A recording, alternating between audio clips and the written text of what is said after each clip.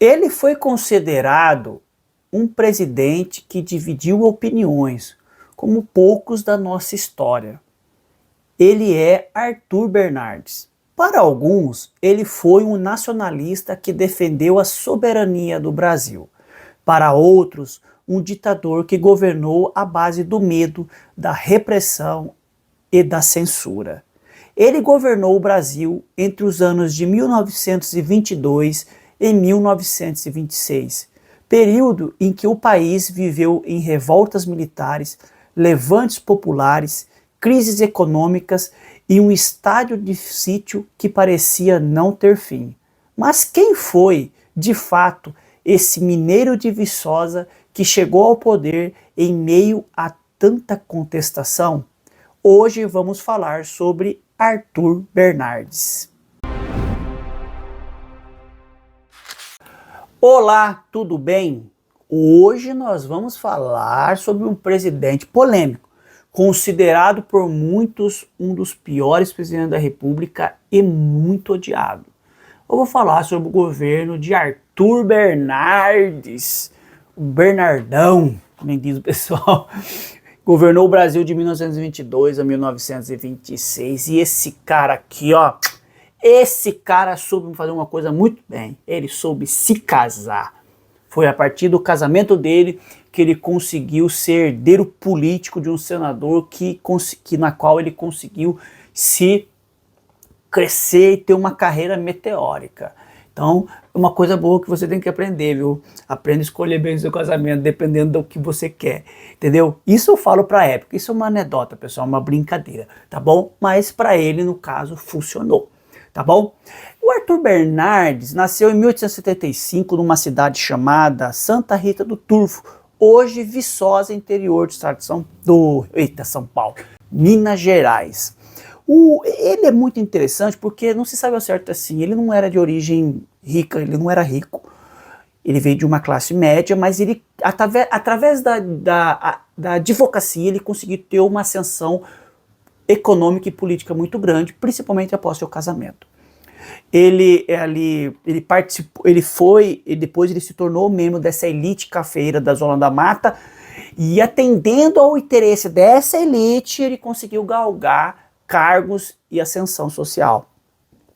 Ele estudou no Colégio do Caraça, que fica no interior do estado de Minas Gerais, e diversos presidentes da República mineiros passaram por esse colégio, um colégio católico com uma rígida educação moral e cívica e religiosa. Depois ele vai estudar Direito, ele inicia os seus estudos de Direito na Faculdade de Ouro Preto, depois com a mudança da capital de Ouro Preto para Belo Horizonte, ele opta por estudar em São Paulo. Mas antes dele atuar como advogado, tal, é uma coisa muito interessante que ele foi guarda-livros. Guarda-livros era como se fosse, assim, eu acho que um contador, um cara que cuidava das finanças de uma empresa. Se você souber melhor uma classificação do que é um guarda-livros, eu gostaria que você comentasse aqui. Ele também foi jornalista, enfim, ele foi um cara... Você observa que esses caras, esses políticos da época, eles eram muito envolvidos com a imprensa. Por quê? É formação de opinião, pessoal. Hoje nós temos Instagram, Facebook, naquela época nós tínhamos o quê? O jornal. O jornal era o elo que chegava mais próximo da população, embora fosse uma sociedade de analfabetos, mas era um meio de comunicação, porque o rádio só surgiu em 1922, o rádio vai explodir, mas o jornal ele tinha uma importância muito grande. Ele, em Viçosa, ele também teve um jornal e também ele utilizava muito o jornal como fim político. Em 1903, ele vai se casar com Clélia Vaz de Mello, filha do senador Carlos Vaz de Mello. Ali, meu filho, ele vai herdar todo o patrimônio político do seu sogro. E é ali que ele consegue ter a sua ascensão política, social e econômica. E com o ingresso do Partido Republicano Mineiro. Gente, é muito importante a gente dizer o seguinte, quando um cara, nessa época, ele era escolhido pelo Partido Republicano Mineiro ou paulista, ele já estava eleito. Ele já era eleito. Você vivia num contexto de eleições fraudulentas, voto de cabresto, esses fazendeiros dominavam o interior do Brasil, esses caras, eles colocavam quem eles queriam. E eram eleições fraudulentas. Eu não acredito que existiam eleições, voto, não era voto secreto, era voto aberto. Então, tipo assim, você ser escolhido por um partido político desse significava a sua ascensão e a sua eleição, entendeu? Eu fico até pensando, nossa, coitado do Rui Barbosa, participou de tantas eleições, tanta campanha, gente, não conseguiu ser eleito. E quando ele entra no Partido Republicano Mineiro, ele vai ser, acho que ele é vereador por a cidade de Viçosa, foi ser deputado estadual, enfim. Mas ele vai ser governador do estado de Minas Gerais nos anos de 1918 a 1922.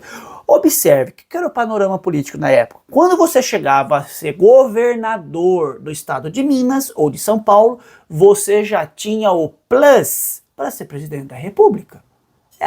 Isso era nítido.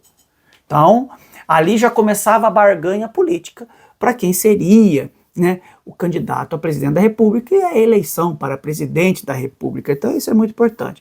Mas ele fez até um bom governo como governador do estado de Minas Gerais. Mas a coisa mais importante que ele fez no governo dele foi a criação da Escola Superior de Agricultura e Veterinária, hoje a Universidade Federal de Viçosa. Esse foi um dos grandes feitos do governo dele em Minas Gerais. Ele criou escola, fortaleceu o ensino. Ele foi um cara que incentivou muito a industrialização, principalmente a extração de ferro.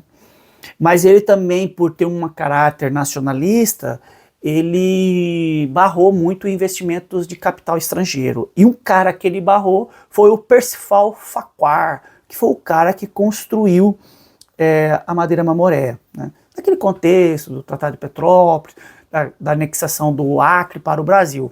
Eu estou até vendo um vídeo sobre esse tema. Enfim, ele governou o estado de Minas Gerais e ele conseguiu apoio para ter o seu nome como candidato à presidência da República.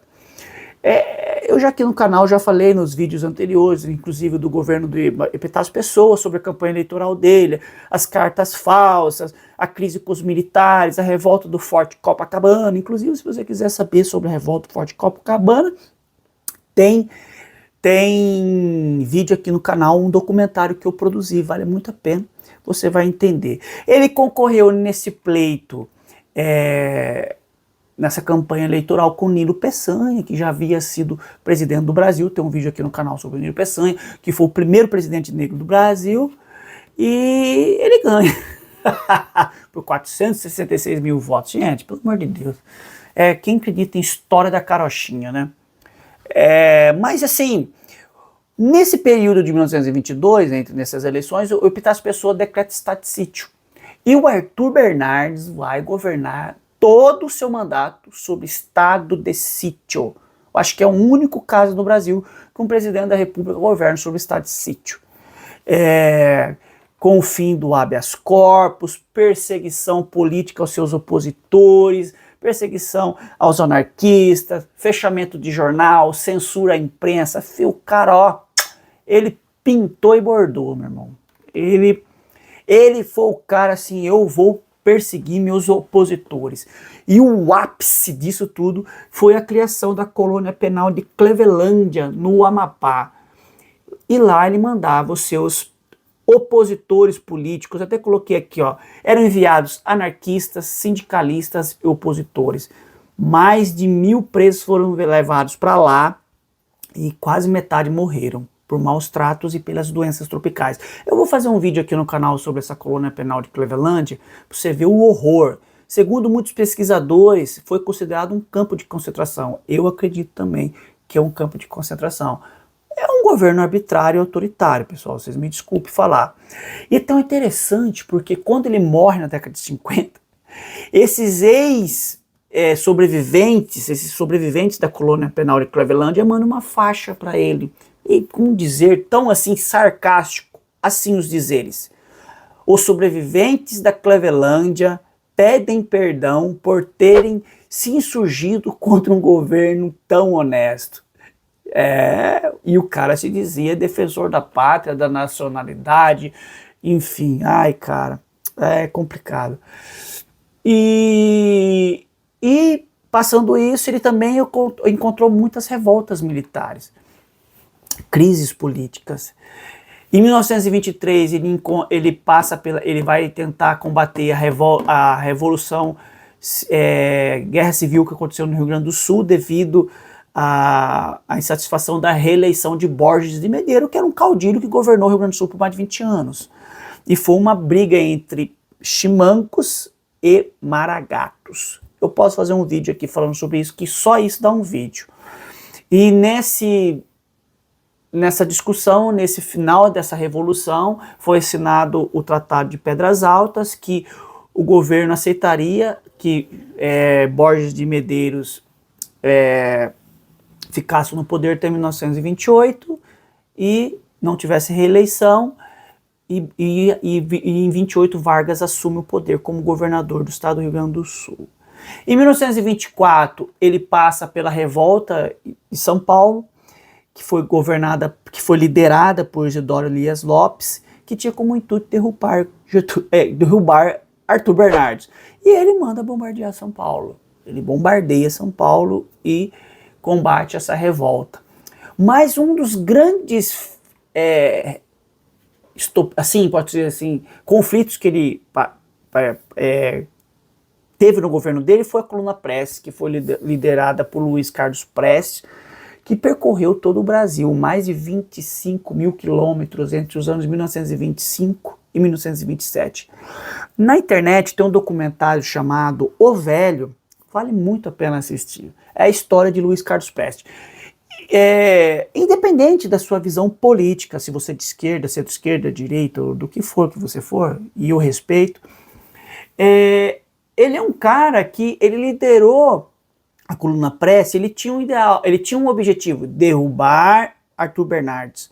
E ele fala assim: no início, nós tínhamos como objetivo derrotar Arthur Bernardes, mas nós constatamos que o problema do Brasil não era Arthur Bernardes, o problema do Brasil era a desigualdade econômica, social, política. Gente, para e pensa o que era o Brasil em 1922.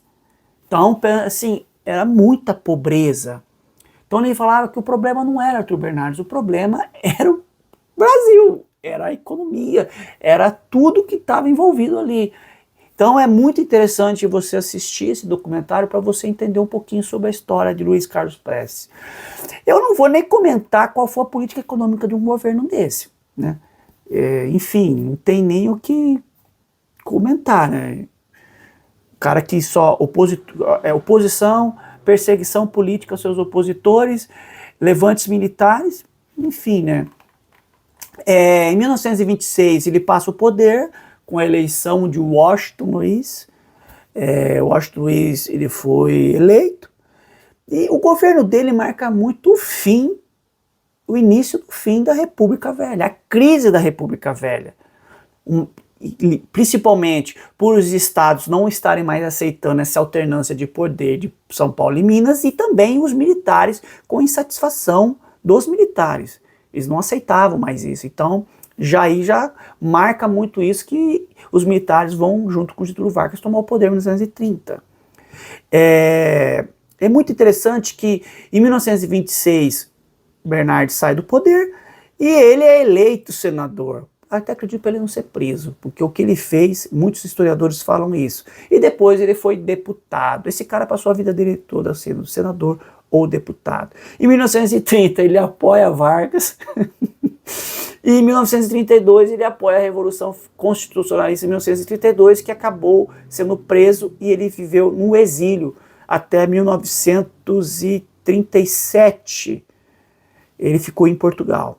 Em 1940, na década de 1940, ele funda o DN e o Partido Republicano, e vai continuar sendo deputado federal até a sua morte em 1955. Enfim, é um governo assim marcado por repressão política, repressão aos seus opositores políticos, censura à imprensa, modificação na Constituição, que foi uma coisa que ele fez, dando mais poderes ao Executivo,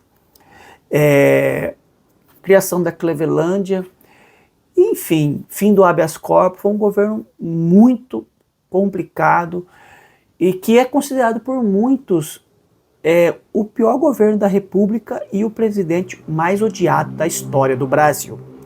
Espero que eu tenha contribuído no seu conhecimento sobre a história do nosso Brasil, do governo de Arthur Bernardes.